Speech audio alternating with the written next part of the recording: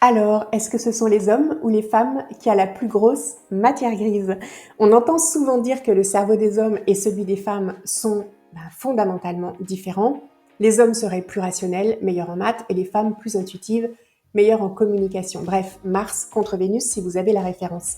Mais la science, elle, raconte une toute autre histoire parce que si le cerveau contrôle bien les fonctions liées à la reproduction, il ne détermine pas du tout nos aptitudes cognitives, nos comportements ou nos talents.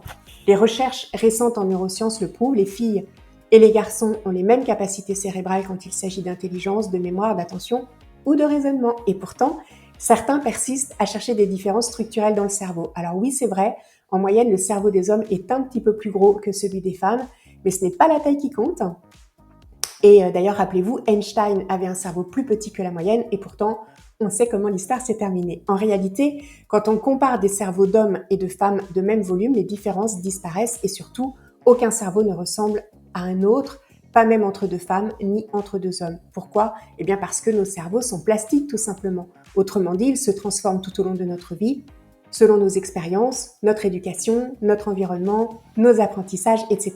C'est ça la plasticité cérébrale. C'est ce qui fait qu'un cerveau se modèle chaque jour un peu plus à ce qu'il vit, comme dans cette étude d'ailleurs où des personnes apprennent à jongler. Après 3 mois d'entraînement, eh bien leurs zones cérébrales liées à la coordination grossissent et quand elles arrêtent, elles rétrécissent à nouveau. Alors non, le cerveau des femmes n'est pas programmé pour être multitâche, ni celui des hommes pour être logique. Ces idées viennent surtout de nos stéréotypes.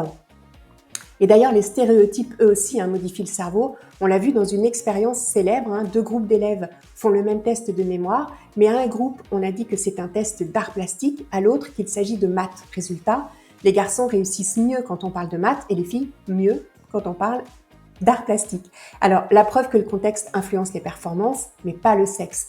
Alors, la prochaine fois que quelqu'un te dit « les femmes sont nulles en orientation » ou « les hommes ne comprennent rien aux émotions », souviens-toi, ce ne sont pas les chromosomes qui font nos différences, c'est notre histoire, notre éducation et notre cerveau en perpétuelle évolution. À bientôt!